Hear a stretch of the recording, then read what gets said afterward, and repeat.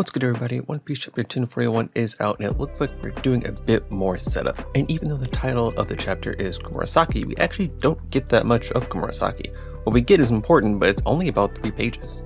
But let's start with the cover story, and we have Yonji and Niji getting punched by Pudding. Now, this isn't exactly what I expected, because I assumed she'd be letting them free, and she very well could be letting them free after this, but I didn't really think about her getting revenge for Sanji. But I do assume this is the start of the basically prison escape part of this cover story. We start the chapter finally hearing what Zunisha said, which is basically that Zunisha came to fight with Momo. And that's what we assumed. Obviously, why else would Zunisha be here? But we also get some insight on what Momo has been thinking. And it's interesting to see that Yamato already knows about Zunisha, and she's kind of excited by the fact that Momo can talk to Zunisha because that's something that Oden talked about in his journal. And speaking of the journal, Momo mentions that some of the most crucial pages in the journal have been ripped out. Now, he says that Oden tore them out, and that would be a pretty good guess, but we know that the journal has been passed around a little bit, so there is a possibility that maybe Toki removed some of the pages, or that someone else got a hold of the journal, maybe when it was thrown outside of the fire, and ended up tearing out those pages. So basically, Momo knows that Roger and Oden laughed at Laugh-Tale, but he doesn't know why. So it sounds like he doesn't know what's at Laugh-Tale. He just knows that it's an incredible treasure, it's very important, and he's very important. Now, this does kind of answer a concern we've had for a little bit. I know I've had it at least, where the idea of Momo and Yamato reading this journal means that they gain insight on the One Piece. Insight that Luffy doesn't necessarily want to have for his journey, which would mean that those 2 members wouldn't be able to join the crew because they would have too much information. They would already know what's on the journey ahead. But if they ripped out for Momo, then that means Yamato was also not able to read them. Although there could be the possibility that Yamato ripped out those pages, and we just don't know it yet, because we don't really get Yamato's reaction to the final pages being out. We kind of just see Yamato react to Momo calling himself a coward. So there could be more to that story, but I think it's probably unlikely that she would defile Oden's journal. Momo also brings up another question of, does it feel right to open Wano? He says that Oden wasn't an all-seeing prophet, which he wasn't. Basically anything he knew about the future he got from Madame Shirley. So basically at this point, with all that's going on, you have the world government outside, you have all these Yonko and pirates inside, basically destroying Wano from the inside out and trying to destroy Wano from the outside. Is it still making sense to open the borders? In Momo's mind right now, there's too much out in the world that can pose a threat to Wano, and it seems like he actually wants to keep the borders closed. And this seems to reflect, I would say, the ideas of the people who closed Wano off in the first place. It could be something along the lines of they saw all the potential threats outside of the world and cut Wano off. And this adds a really cool dynamic because we know that Oden's dream was to open Wano, but to have his own son questioning that dream and basically having his own feelings and his own regrets about what can be done here, I think that's a very dynamic feeling because, I mean, the idea is that we're going to see Wano opened because that's Oden's dream. Now, if Oda decides to take a route and keep it closed based on what Momo's feeling now, I think that would be a really interesting take. And I don't think it makes him a coward for wanting to keep things closed. He's trying to protect his people. He's trying to do what's right for his people. I think that's the most important thing, especially if he's going to be shogun.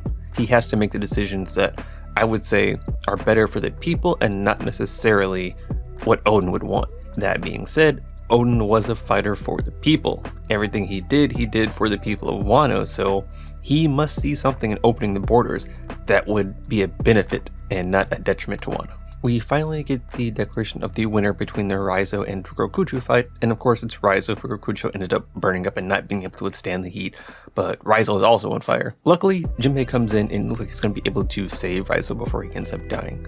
Now, Raizo mentions that the preparations are almost complete.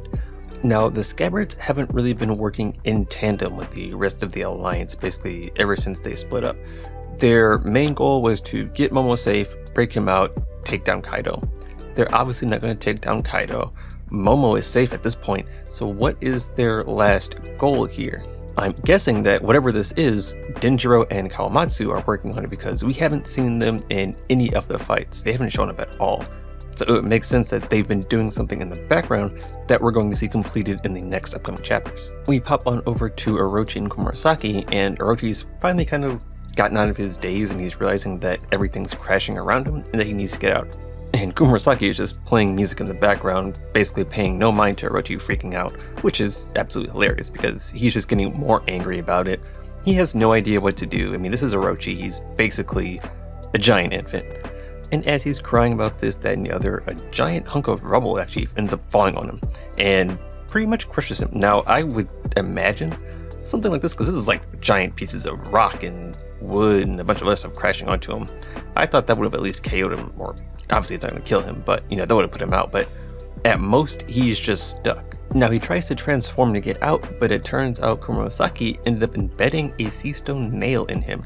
Now, I don't know where she would have stuck this during that period of time, and honestly, I thought it was through his nose for a minute, because I kept seeing like kind of what looks like a bloody sharp point coming out of his nose, but I don't see that in every panel, so I don't think it's through his nose. It might be like in his leg, or I guess somewhere else, but he had no idea, and now he's basically stuck under all this rubble, and he can't change forms. He basically can't save his own life. Plus, Fukurokuchu is not coming to save him, so he's basically stuck here until the building either explodes, burns, or crashes down. Komurasaki also takes the time to mention that she is in fact Hiyori, Odin's daughter, and that the song she's playing is a song that Odin loved. So she's not going to be smiling when she plays it for him because he's a scumbag. This is actually a song for her father. And that also plays back to when it seemed like Inma reacted to the shamisen playing. It seemed like there was a connection there, and it could be because this is Odin's favorite song, so the sword resonated with it. We skip on over to Izo versus CP0, and it looks like he actually manages to take out one of the agents. It seems like he gets caught up himself, so basically it's a 1-for-1. Izo's down, but so is one of the CP0 agents. And it looks like the other, who seems like they were just sitting on the ground watching, honestly. I'm not entirely sure if they got knocked back or if they were just waiting for an outcome, but it seems like a 2v1 would have made more sense here. Now we get this panel of Izo basically not moving, just lying on the ground, and I think this is supposed to serve as his death panel, but it looks very similar to Asura Doji's, in which we have no idea if he's really dead. I would assume he's not quite dead yet, but Izo was one of the people I predicted would actually live, so it would be a nice twist if he actually ended up dying here. The two agents discuss basically getting back on track to grab Nico Robin. It's basically just going to be the one agent with the hat. The other agent is pretty much down for the count. But before that happens, we get a call from the third CP0 agent that's, I guess, just been monitoring things back where the shogi board was. And the new mission is to eliminate Straw Hat Luffy immediately. Somehow they've decided that Luffy at this point in time is a bigger threat than Nico Robin, the Devil of Ohara, the one who has knowledge about the Void Century and can read poneglyphs. She is no longer top priority. They want Luffy eliminated. And obviously the CP0 agent who is left with this task is freaking out because Luffy's up there fighting Kaido right now, which means if he wants to immediately go eliminate Luffy, he has to get in the middle of that fight. So even if he takes out Luffy, which he won't do, that means Kaido is just going to take him out. There's no way he wins this, and he knows there's no way he wins this, so he's kind of screwed in the deal here. But there's something so classified about this order that even the other members of CP0 aren't given the details. So basically the Gorosei said, take care of Luffy now, no questions. And that's what they have to do. Now, if we look at some of the older things we've seen in the recent chapters, it might have something to do with that Devil Fruit that was named something different by the old world. Even further back, it could have something to do with why the government was transporting the Gum Gum no Mi in the first place. Those pieces are seeming to start to collect together. I think this is leading away from a Joy Boy reveal for Luffy and just more of an important player for Luffy. The more we see and learn about Momo, the more it seems like he might be the Joy Boy in this scenario. But I think there's still some open-ended pieces that we have to put together before we can make that assumption. We then pan around to basically the rest of the Straw Hats. We have Usopp still carrying Kiku and Kinemon on the back of Hamlet. Carrot, Nekomamushi, and Wanda are also moving out. We have Frankie, who actually made it to Zoro and ended up grabbing him with his arm. So he's holding Zoro, calling out to him to see if he's still alive or even responding, but obviously Zoro's not saying anything because he's been so out of it. Nami is with Marco and Tama, and basically Marco's healing up the animals that got injured in the fight with Ulti, and it looks like they're also planning to get here. Basically everyone's plan is to go ahead and roll out. We even see Law and Kid, who are knocked out on the ground, so they're going to need some help moving because it seems like they are definitely out of strength this time. And for the final bit of the chapter, we get some Luffy versus Kaido. Now it starts off with Kaido basically realizing Big Mom has been defeated, and he actually spends some time shouting, and then he goes into a flashback about what looks to be their first interaction. Big Mom's approaching a 15-year-old Kaido and basically telling him not to trust rocks, and that if Kaido has any problems, come to her first. Now this is interesting for a few reasons, because one, this makes it seem like Big Mom has worked for Rocks multiple times. So it seems like Rocks was doing a thing where he would gather up people, go do a job, and then disband. Rocks wasn't just like a standard pirate crew. But it also shows that Big Mom, essentially her goal of bringing everyone together, being able to sit at the same table, that was one thing. She had a dream to rule the seas as well. And kind of seeing the gleam in her face, it reminds me of, again, when Luffy or when Kaido said that they were going to be great.